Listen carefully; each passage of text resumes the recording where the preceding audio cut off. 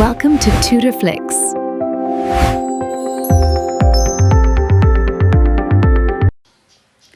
Hi teachers, இன்றைக்கி நம்ம analytical ஜாமெட்ரியோட final கிளாஸ்க்குள்ளே இருக்கோம். ஓகேவா, நிறைய பேருக்கு ஹாப்பியாக இருக்கும்னு நினைக்கிறேன். ஒரு வழியாக முடிஞ்சிருச்சு செகண்ட் யூனிட் அப்படின்னு சொல்லிட்டு.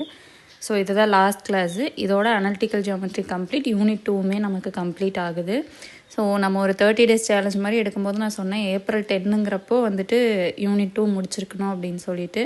பட் இடையில எனக்கு கொஞ்சம் ஃபீவர் அப்படி இப்படின்னு ஒரு 1 week கிட்ட வீடியோவே போட முடியாமல் இருந்ததுனால நமக்கு கொஞ்சம் போஸ்ட்போன் ஆச்சு. பட் ஏப்ரல் 15க்கு நான் உங்களுக்கு கம்ப்ளீட் பண்ணி கொடுத்துட்டேன்.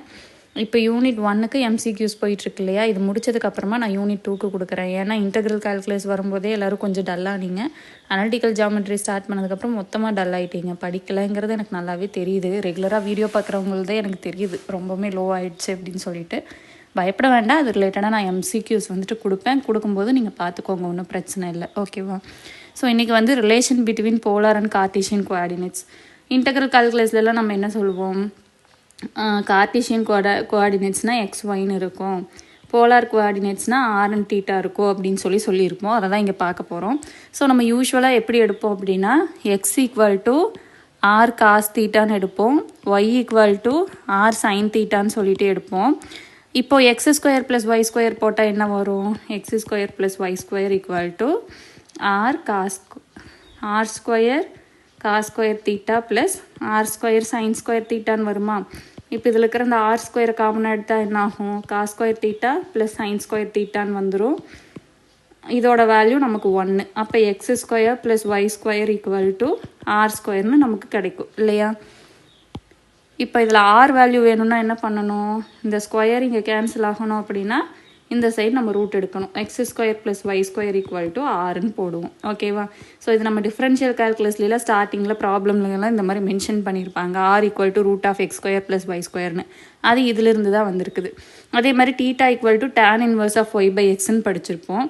இப்போ x = R cos θ, y = R sin θ. ஆரை மட்டும் இந்த பக்கம் வச்சுட்டு மீதியை இந்த சைடு கொண்டு வரலாம். அப்போ என்ன வரும், x/cos θ = R, y/sin θ = Rன்னு வரும். இந்த ரெண்டுமே இப்போ ஈக்குவல் டு ஆருங்கிறதுனால இந்த ரெண்டையும் நம்மளால் ஈக்குவேட் பண்ண முடியுமா. அப்போ என்ன பண்ணலாம், x/cos θ = y/sin θன்னு எழுதலாமா. இப்போ இந்த cos θவை இந்த பக்கம் கொண்டு வாங்க. இப்போ நமக்கு என்ன தேவை, தீட்டாவோட வேல்யூ தான் தேவை. ஸோ இந்த சைன் தீட்டாவை நம்ம இந்த சைடு கொண்டு வந்துடலாம், ஏன்னா தீட்டாவோட வேல்யூ தானே நமக்கு வேணும். ஸோ தீட்டா வந்து இந்த சைடு இருக்கிற மாதிரி கொண்டு வரலாம். அப்போ கொண்டு வந்தால் எப்படி எழுதலாம், சைன் θ/cos θ = y/xன்னு வந்துருமா. இப்போ sin/cos என்ன எழுதலாம், tan θன்னு எழுதலாம். tan θ = y/x. அப்போ θ என்னன்னு வரும், tan inverse of y/xன்னு வரும். ஸோ இப்படி தான் வந்துட்டு நம்ம இதை ஃபைண்ட் அவுட் பண்ணுறது. ஓகேவா. இப்போது ஒரு கொஷின் வந்து போலாரில் இருக்குது, அதை வந்து கார்ட்டீசியனுக்கு மாற்றணும் அப்படின்னா எப்படி எடுக்கணும், R cos θன்னு இருக்கிற டேர்மை எக்ஸ்ன்னு எடுத்துக்கணும், R sin θன்னு இருக்கிற டேர்மை நம்ம ஒய்ன்னு எடுத்துக்கணும்.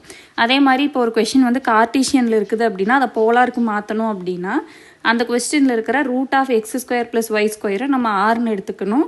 tan inverse of y/xன்னு இருந்துச்சு அப்படின்னா அதை நம்ம என்னென்னு எடுத்துக்கணும், θன்னு எடுத்துக்கணும். ஓகேவா. Next general equation of a straight line. நம்ம அன்னைக்கு வந்துட்டு polar equation of a straight line வந்துட்டு நான் சொல்லியிருந்திருப்பேன், சர்க்கிளுக்கும் இதுக்குமே வந்துட்டு சொல்லியிருந்திருப்பேன். அதுக்கு வந்துட்டு ஜென்ரல் ஈக்குவேஷன் அந்த டைம் சொல்லலை. ஸோ அந்த ஜென்ரல் ஈக்குவேஷனும் ரிசல்ட்ஸ் மட்டும் நம்ம இந்த வீடியோவில் பார்த்துடலாம். இன் கார்ட்டீசியன் கோஆர்டினேட்ஸ், அதாவது ஒரு லைனுக்கு வந்துட்டு ஸ்ட்ரெயிட் லைனுக்கு நம்ம கார்ட்டீசியன் கோஆர்டினேட்ஸில் சொல்லணும் அப்படின்னா ஜென்ரல் ஈக்குவேஷன் எப்படி இருக்கும்னா ax + by + c = 0 இந்த ஃபார்மேட்டில் இருக்கும். ஓகேவா. இப்போ நம்ம நேற்று கூட பார்த்தோம்ல straight line lx + my + n = 0 இந்த மாதிரி தானே நமக்கு அந்த ஸ்ட்ரெயிட் லைனோட ஃபார்மேட் இருந்துச்சு. நெக்ஸ்ட் இதேவே வந்து போலார் கோஆர்டினேட்ஸில் சொல்லணும் அப்படின்னா நம்ம என்ன பண்ணுவோம், எக்ஸுக்கு cos θ, ஒய்க்கு sin θ போடுவோம். இந்த கான்ஸ்டன்ட்டுக்கு வந்துட்டு எப்படி வரும்னா ரைட் ஹேண்ட் சைடில் -k/rன்னு வரும். ஓகேவா. a cos θ + b sin θ -k/r. ஓகேவா. இதுதான் வந்துட்டு போலார் கோஆர்டினேட்ஸில் சொல்கிறது.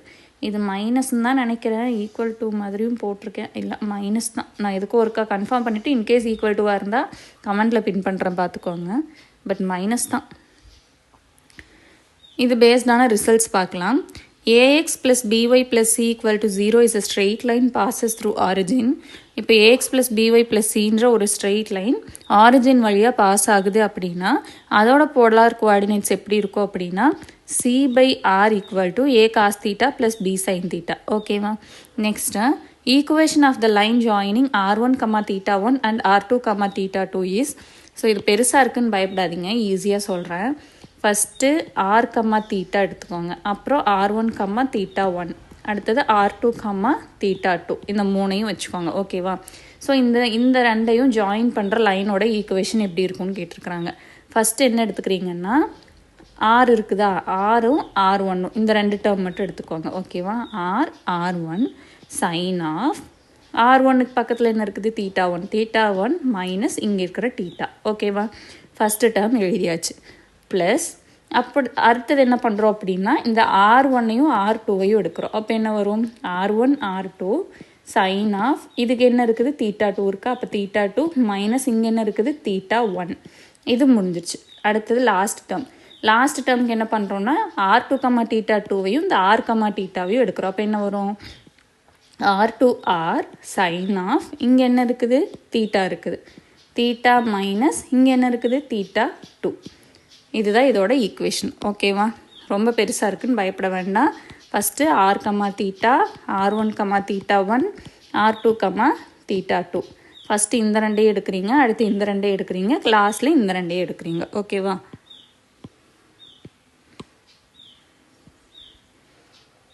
அடுத்த இது வந்துட்டு நம்ம ஆல்ரெடி இந்த ஸ்ட்ரெயிட் லைன் பார்க்கும்போது அதில் ஒரு ப்ராப்ளம் போட்டோம்.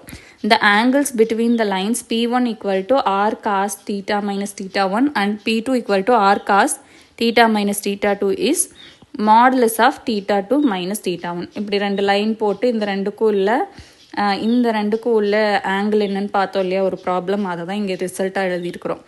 Next the foot of the perpendicular from the pole to the straight line c by r equal to a cos theta plus b sin theta is c by root of a square plus b square, alpha.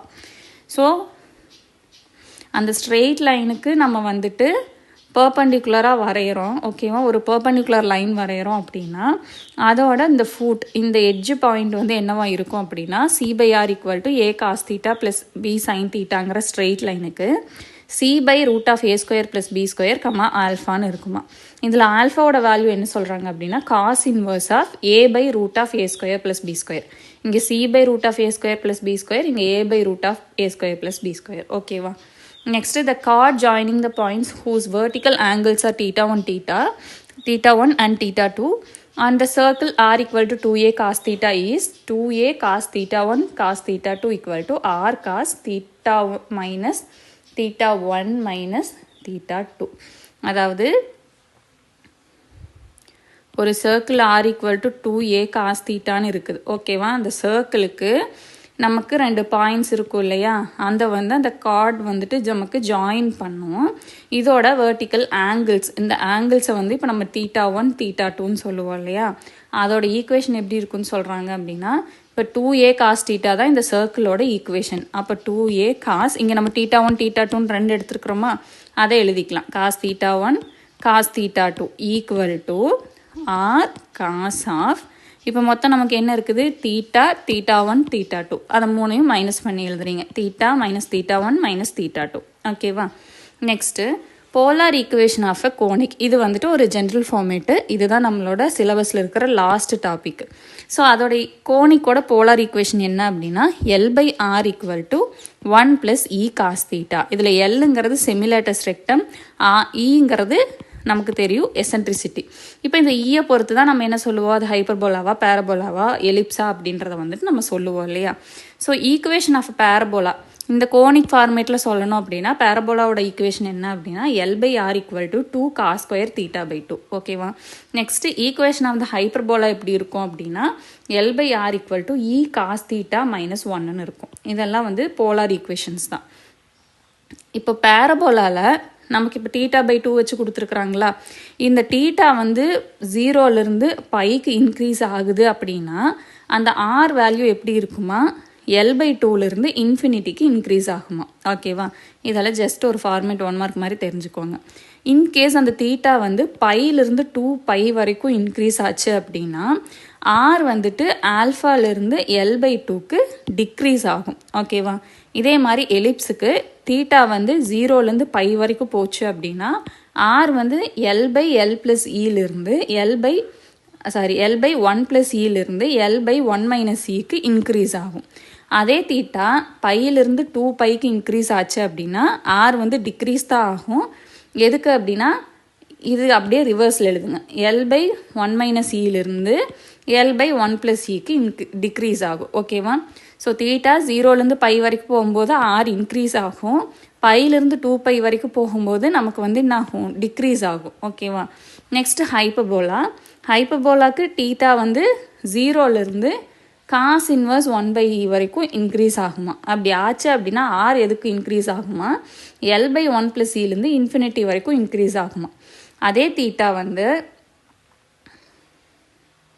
Minus cos inverse, இதுக்கு வந்துட்டு ஒரு minus போடுறாங்க. Minus cos inverse of 1/eலேருந்து 0க்கு increase ஆகுது. அப்படியே வந்து reverse ஆகுது. அப்படி ஆச்சுன்னா என்ன ஆகும்? இதுவும் என்னவாகும்? ரிவர்ஸ் ஆகும். ஓகேவா? டிக்ரீஸ் ஆகும். இப்போ இந்த லிமிட் வந்து இப்படி போகிறது இப்படி வந்துருச்சு அப்படின்னா இந்த லிமிட்டும் என்ன ஆகும்? இப்படி போகிறது இப்படி வந்துடும். ஓகேவா? நெக்ஸ்ட்டு இதை பேஸ் பண்ணி ஒரு 4 ரிசல்ட் இருக்குது. The equation of the directrix of the conic. So ஒரு கோனிக் இருக்குது, அதோட டைரக்ட்ரிக்ஸோட ஈக்குவேஷன் என்ன வரும் அப்படின்னா இந்த 1 கட் பண்ணிவிட்டு E cos θ மட்டும் எழுதுங்க. L/R = E cos θ. Next the equation of the chord of the conic. ஒரு கார்டு 2 பாயிண்ட் இருக்குது, R, alpha minus beta, R2, alpha plus beta. இந்த 2 பாயிண்ட்டையும் ஜாயின் பண்ணுற ஒரு கார்டு இருக்குது. அந்த கார்டோட ஈக்குவேஷன் என்ன அப்படின்னா L/R = E cos θ plus secant beta cos of θ minus alpha. Next the equation of the tangent. மேலே வந்து இப்போ கார்டு பார்த்தாச்சு, டைரக்ட்ரிக்ஸ் பார்த்தாச்சு. அடுத்தது டேஞ்சன்ட்டுக்கு வந்துட்டு equation of the tangent to the conic. அந்த கோனிக்கோட ஈக்குவேஷனே எப்படி இருக்குது அப்படின்னா L/R 1 + E cos θன்னு இருக்குது at R1, ஆல்ஃபான்ற பாயிண்டில். ஸோ அதோட டேஞ்சன்ட் ஈக்குவேஷன் என்ன அப்படின்னா மேலே மாதிரியே தான் L/R E cos θ அப்படியே எழுதிக்கணும். இந்த 1 கட் பண்ணிவிட்டு ஃபஸ்ட்டு டேர்ம் வந்து இதே தான். இந்த 1 கட் பண்ணிவிட்டு E cos θ போட்டுக்கணும். இங்கேயும் அதே தான், இங்கேயும் அதே தான். செகண்ட் டேர்ம் மட்டும்தான் மாறும். டேஞ்சன்ட்டுக்கு என்ன வரும்? R1, ஆல்ஃபான்ற பாயிண்டில் கொடுத்துருக்குறாங்க. So plus cos of θ minus இங்கே ஆல்ஃபான்ற பாயிண்டில் கொடுத்துருக்கங்காட்டி மைனஸ் ஆல்ஃபா. ஓகேவா? நெக்ஸ்ட்டு இந்த equation of normal to the conic. Tangent பார்த்தாச்சு, கார்டு பார்த்தாச்சு, டைரக்ட்ரிக்ஸ் பார்த்தாச்சு. அடுத்தது என்ன இருக்குது? நார்மல் இருக்குது. அது எந்த பாயிண்டில்? R1, ஆல்ஃபான்ற பாயிண்டில். ஸோ அதோட ஈக்குவேஷன் எப்படி இருக்குன்னு சொல்கிறாங்கன்னா L × E sin alpha / 1 + E cos alpha into L/R = E sin θ plus sin of θ minus alpha. Right hand side வந்து இப்போ மேலே இருக்கிறதே தான், டேஞ்சன்ட்டுக்கு இருக்கிறதே தான், காசுக்கு பதிலாக சைன் போட்டிருக்கிறோம். அது மட்டும்தான் டிஃப்ரென்ஸு. இந்த 1 மட்டும்தான் நீங்கள் எக்ஸ்ட்ரா எழுதுகிற மாதிரி இருக்கும் இந்த L/Rக்கு முன்னாடி. ஓகேவா? ஸோ இதோட அனலிட்டிக்கல் ஜியோமெட்ரி முடிஞ்சிருச்சு. ஏதாவது டவுட் இருந்துச்சுன்னா கமெண்ட் பண்ணுங்கள். பயப்பட வேண்டாம், இது ரிலேட்டடான MCQs கண்டிப்பாக வீடியோ போடுவேன். அப்போ உங்களுக்கு வந்து இன்னும் கொஞ்சம் கிளியர் ஆயிரும் எந்த மாதிரி கொஷின்ஸ் கேட்பாங்க, நம்ம எந்த மாதிரி படிக்கணும் அப்படின்றது. ஓகேவா? நெக்ஸ்ட்டு வந்துட்டு நம்ம 5th யூனிட் தான் பார்க்க போகிறோம். ஆல்ரெடி வந்து 5th யூனிட்டில் நம்ம என்ன பண்ணிட்டோம், ஆல்மோஸ்ட் 9 classes கிட்ட போட்டிருக்கிறோம். ஹோமோமார்ஃபிசம், ஐசோமார்ஃபிசம் வரைக்கும் பார்த்துருக்குறோம். பார்க்காதவங்க அதை பார்த்துருங்க. நாளைக்கே ரீஸ்டார்ட் பண்ணிடலாமா, யூனிட் 5 ஸ்டார்ட் பண்ணிடலாமா, இல்லை நாளைக்கு ஒரு நாளைக்கு எங்களுக்கு டைம் வேணும், இப்போ வரைக்கும் போட்ட யூனிட் 5யோட வீடியோ பார்த்துக்குறோம், நாளைக்கு ஸ்டார்ட் பண்ணலான்னு சொன்னாலும் எனக்கு ஓகே தான். உங்களுக்கு எது கன்வீனியன்ட்டுங்கிறது குரூப்பில் சொல்லுங்கள், இல்லைனா கமெண்ட்டில் சொல்லுங்கள். தேங்க்யூ.